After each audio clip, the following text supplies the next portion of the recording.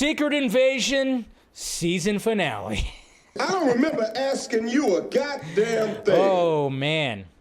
You know what? This series started off somewhat strong. I was digging it. I was digging the more serious vibe, and I was like, all right, spy, espionage, cool. But then I was like, man, they just, as we went through the whole series, it got a little dull, it got a little boring, and it got a little, where the hell is this going? And then naturally it was like, oh, okay, yeah, okay, so Garrick, I always forget the main baddie's name, the main Skrull that is trying to take over the world right here is basically wanting to make Super Skrulls by using the DNA of Avengers characters or Avengers heroes, you know, and just kind of because obviously when it comes to some of the battles, some blood might have gotten spilled on the battlefield, so then you got people that go out and collect it. I did like some of the backstory when it came to Nick Fury. I liked some of that backstory. I liked Talos and their exchange, their relationship that they had, but it's just started really just kind of going like, all right, where is this headed? And it was like, okay, the last episode, cool. It sounds like it's leading into like a cool little, we're going to have this twisty kind of crazy finale that's happening. Well, there was a twist, sure. There was definitely a twist, but there was a final battle that reminded me of this. Yeah, do you guys remember this from Rise of the Silver Surfer?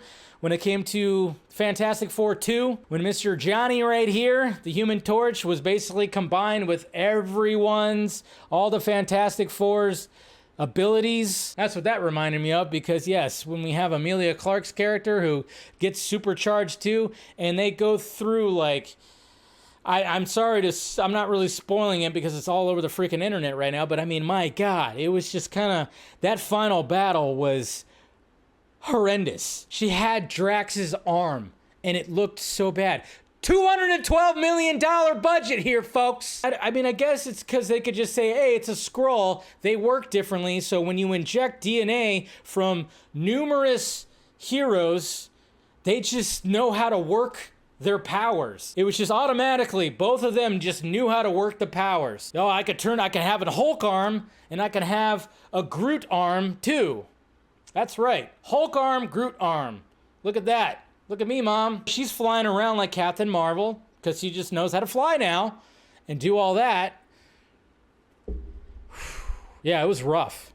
It was freaking rough. When I was thinking about it, though, I think like one of the gripes that I had, because at any time that they were like previously on Secret Invasion, is when they showed Sam Jackson reacting to an explosion. I'm like, yeah, Sam Jackson's up there in age, because when he would react to like an explosion, or even like there was a couple other times in the series too where he would like react and it'd be like, it was like, what the hell? It's like, don't do a close up on Sam Jackson when he's reacting to an explosion, because he's too old. A little too rickety. I have not read the Secret Invasion books, but I saw people online complaining like, why are they using these titles and then just completely changing the stories? See, that's where, again, you kind of go like, yeah, remember that BVS movie, the Batman vs. Superman? It's like, yeah, it took elements from a few different books and just kind of combined them. They didn't call it The Dark Knight Returns to only promise you not that. It's like they shouldn't really do this, but they know that that's gonna, you have that title, people are gonna tune in. Just like Civil War wasn't Civil War.